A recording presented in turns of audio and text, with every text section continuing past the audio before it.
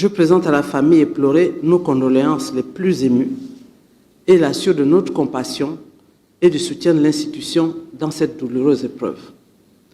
À cet effet, je vous prie de bien vouloir vous lever pour que nous observions une minute de silence.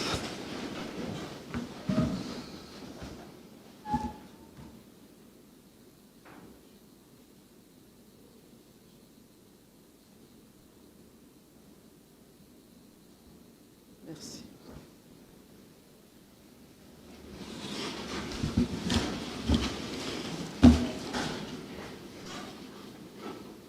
Monsieur le Premier ministre, chef du gouvernement, messieurs les présidents des corps constitués, distingués invités, mesdames et messieurs, chers collègues, je voudrais d'abord vous remercier pour votre présence à cette cérémonie, en dépit du changement de lieu. Je voudrais ensuite remercier spécialement monsieur le Premier ministre et son ministre des Finances pour avoir accéléré le processus d'aménagement de ces locaux.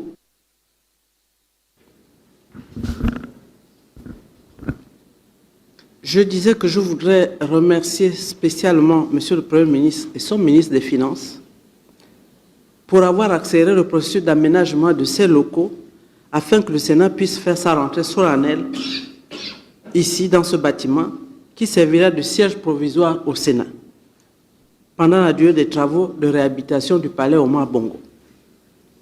L'entreprise chinoise adjudicataire de ce marché va enfin débuter les travaux sous le contrôle d'un cabinet d'architectes conseil gabonais. Je souhaite également la bienvenue à mes collègues. Certains ont été dans leur supposé siège, d'autres ont été en formation en Chine, et donc eux aussi découvrent ces lieux.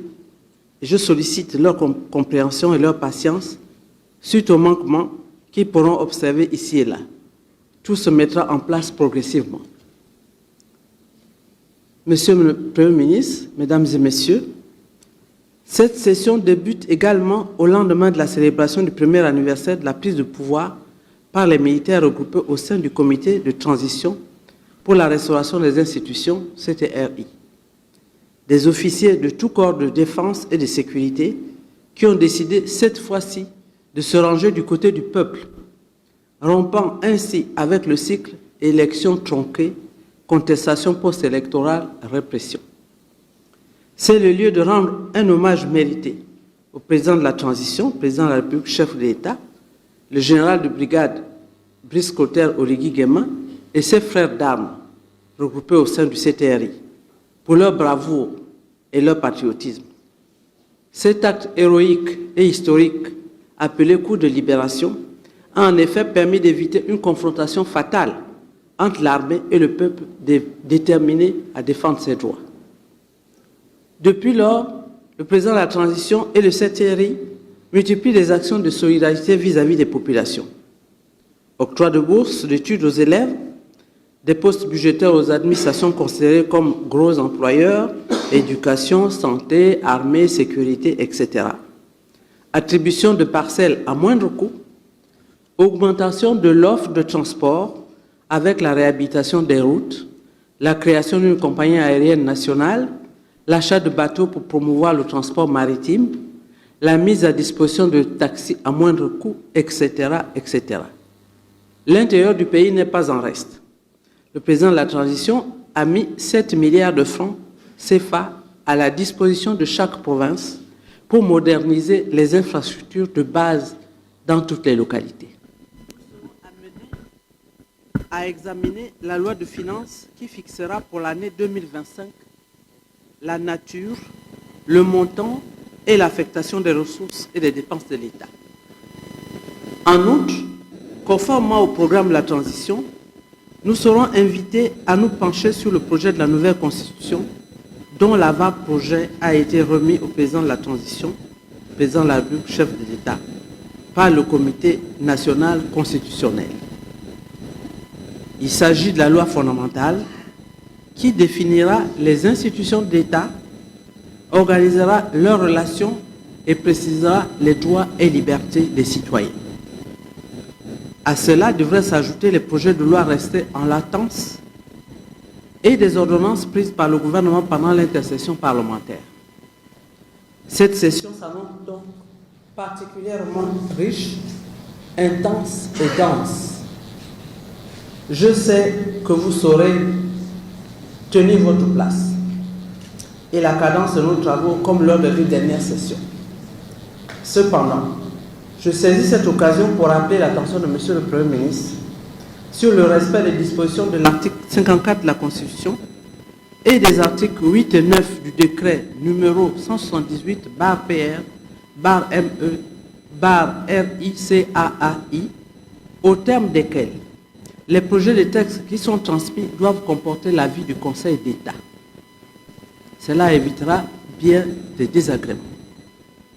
De même, il serait souhaitable que le gouvernement opère une distribution équitable et simultanée des projets de loi entre le Sénat et l'Assemblée nationale afin de permettre une célérité du travail législatif pendant les sessions ordinaires.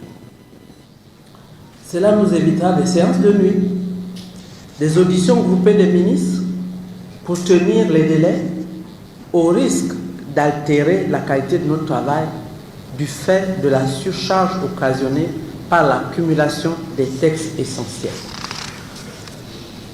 Monsieur le Premier ministre, distingués invités, mesdames et messieurs, le Sénat est bien sûr une assemblée politique qui a essentiellement trois missions: voter la loi, consentir l'impôt et contrôler l'action du gouvernement. Conçu à l'origine comme le gardien des coutumes et traditions, il est aujourd'hui considéré comme le représentant des collectivités locales, creuset de notre culture. Dès lors, il doit œuvrer pour un équilibre entre le sommet et la base de l'État, comme une force modératrice et stabilisatrice, comme un corps de garde au village. À cet égard, je voudrais m'appesantir sur la décentralisation attendue pour impulser enfin le développement de nos territoires.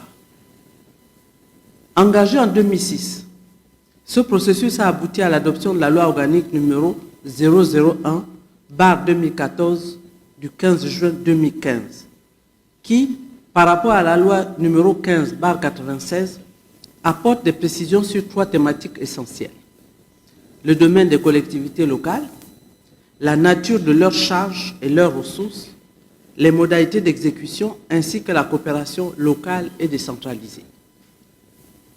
Monsieur le Premier ministre, nous avons suivi avec un vif intérêt la deuxième réunion du comité technique de la décentralisation organisée par le ministère de l'Intérieur en mars dernier. Nous nous attendions alors à ce qu'à la suite de cette importante réunion, un décret fixant les modalités de transfert des compétences et des ressources financières de l'État aux collectivités locales soit pris.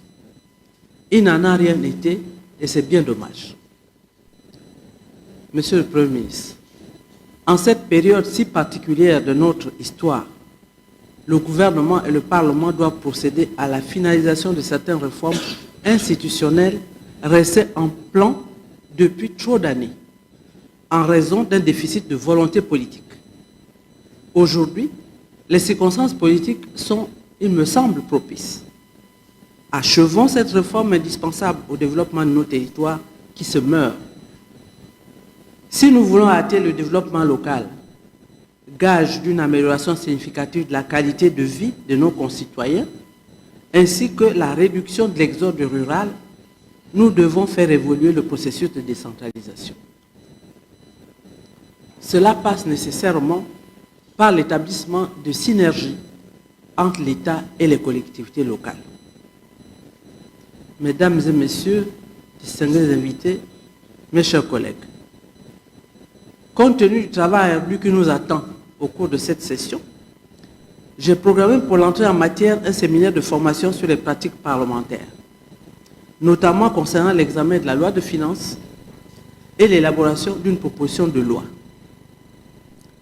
Pour ce faire, nous disposons non seulement d'une expertise locale, mais aussi de l'appui de nos partenaires de l'Union européenne, que nous remercions chaleureusement pour cet accompagnement. Le bureau du Sénat que je réunirai sous peu sous peu, arrêtera les dates appropriées pour l'organisation de ce séminaire dans les tout prochains jours. Je sais pouvoir compter sur votre sens du devoir, votre goût du travail bien fait, et je vous encourage à mettre à contribution vos savoirs, à mutualiser vos expertises et expériences, car c'est de notre diversité que vient la pertinence de nos analyses et la force de cette assemblée de transition. Je souhaite que cette session soit riche et féconde et qu'elle jette les bases d'un Gabon nouveau, un Gabon de liberté, de sûreté et de prospérité partagée. Je déclare ouverte la deuxième session ordinaire de l'année 2024 du Sénat de la Transition. Que Dieu bénisse le Gabon. Je vous remercie de votre aimable attention.